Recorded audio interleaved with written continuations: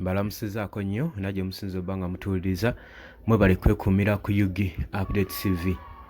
Balooya bavuddeyo ne bafuukira Chief Justice ekyambika. Lwaki?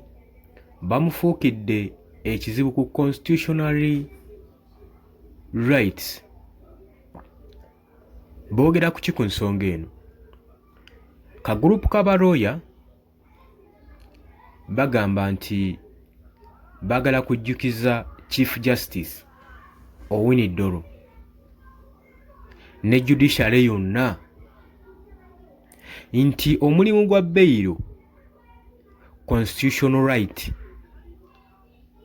era etateesezebwako, etaliiko kukkaanyizibwako, tewali negotiation ku kyo. Already kyamendingibwa dda mu ssemateeka w'eggwanga Uganda. Tebeetaaga ntuula ziwera kukiteesaako, tebeetaaga kubuna busonda kwekuŋŋaanya kufuna kirowoozo ekyo.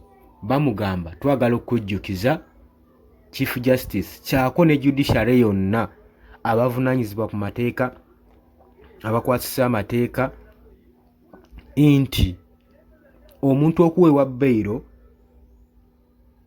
kyameningibwa dda, si kyakuteesaako, si kyakuteeseganya nakyo. Ekyo mulina okukijjukira. Mu bufunze nga balinga bamugamba nti jjukira nti oli munnamateeka naye ate oli mu kumenya mateeka. Manyi waliwo ebiseera ebituuka mu ggwanga lyattu nga lino Uganda nga ministries ezimu zirina kujjukibwa bujjukibwa omulimu gwe zikola.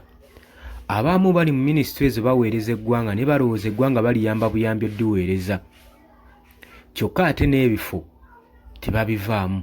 Kati awo Uganda yattu wefuukiddwa ekizibu eri ku ministries ezimu, naddala mu guno omulembe gwa Mwami Yoweri Kaguta Museveni. Naye nga njagala okukujjukiza nga tetunneeyongerayo, oli ku Yugi Update TV kosinziro wange otuwuliriza. Gw'atannatweyungako ojja kukkirira wansi waliwo ekigambo subscribe, kikooneko obeere ng'otweyungako. Abali mu diaspora, abali emitala w'amayanja nammwe mbatumiddeko nnyo, mwebale kwekuumira ku mayengo gano aga Yugi Update TV. Mu bbaluwa ewandiikiddwa mu ennaku z'omwezi 19 August 2025, eno ebadde describinga bulungi nnyo Chief Justice Alphonse Owiny Dollo.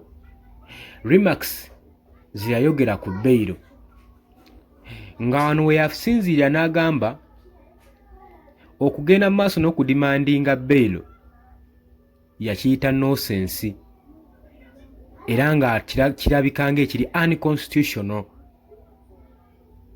Tuli ku Chief Justice Owiny Dollo yagamba omuntu okudimandinga beyiro just nonsense, tekirina makulu. Kati y'ensonga lwaki olaba nga bannamateeka oba akagurupu k'aba practicing amateeka bavuddeyo embeera okubanga Chief Justice asobola okuvaayo n'agamba nti okuwa omuntu beyiro ti just a nonsense. Kikulaga nti nno bano bonna abakwatibwa abammiddwa beyiro, abaleetebwa mu kkooti ne bammibwa beyiro, kitegeeza bakikola kagenderere. Naye bannamateeka badde baagala okujjukiza judiciary nti kino ekintu si kyakuteesaako. As long as omuntu just akyali suspect, tannafuuka criminal, kitegeeza tolina ngeri ki gy'omuwambamu n'omusiba. Muwe beyiro awozesebwe ng'ava abweru paka ekituufu ekinaazuulibwa nga n'obujulizi weebuli. Amateeka munnange ennaku zino bagatafuta bulala. Tulabye enfunda nnyingi, bannabyabufuzi abakwatibwa, naddala kasita obeera ng'okwatiddwa mu nsonga z'ebyobufuzi n'otwalibwa, olwedde gubanga ogwakusinze. Tetumanyi lwaki abalamuzi tebagala nti nga beyiro kuba political prisoners. Era bagamba kino Dollo Owiny Dollo kye yayogedde kisupportinga principle nti buli muntu ali innocent aba alina okubeera nga buli muntu ali innocent talina kuweebwa bbeero.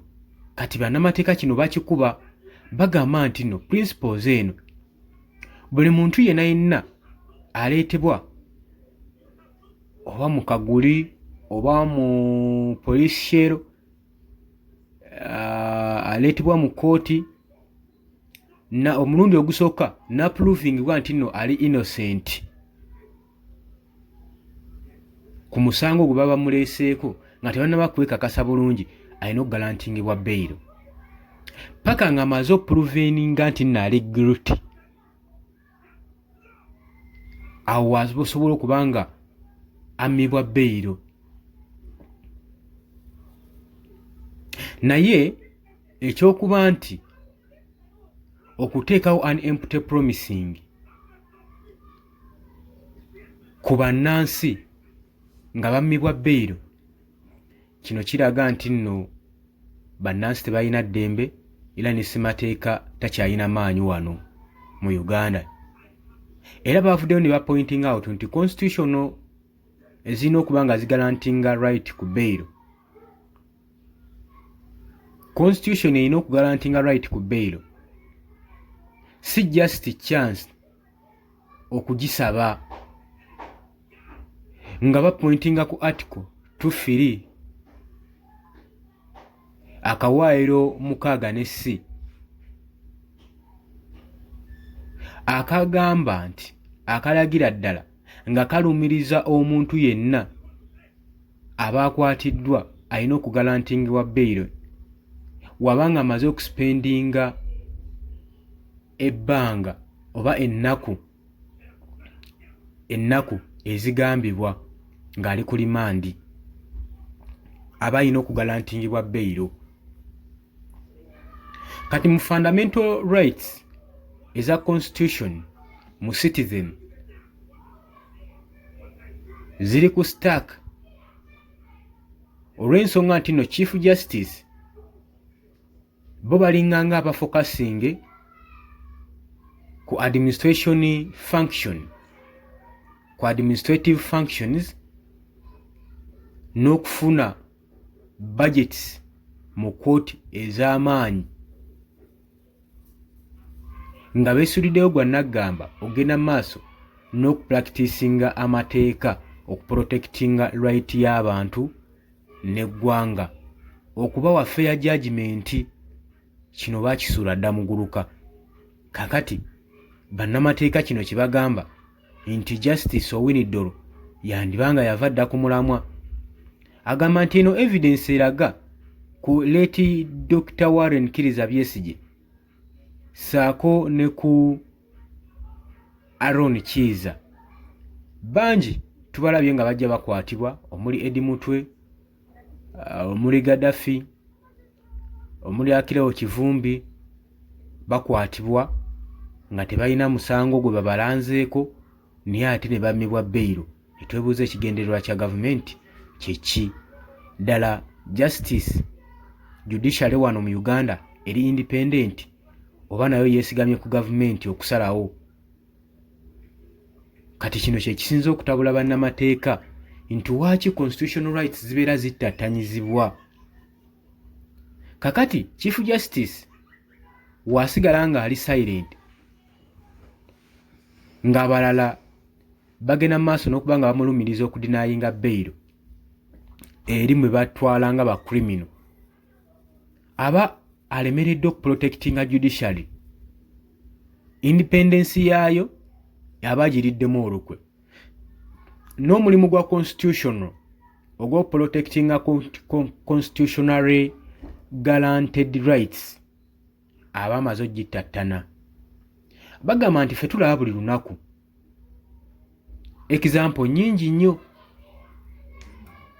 omuli obunnanfuusi mu judiciary eno nga mulimu ebitagenda bulungi, nga kikulaga nti nno oludda olulamuzi lwekubidde nnyo ku side eya gavumenti, so nga lulina sigala nga luli independent, nga luli neutral okulaba nga luteekawo fairness wakati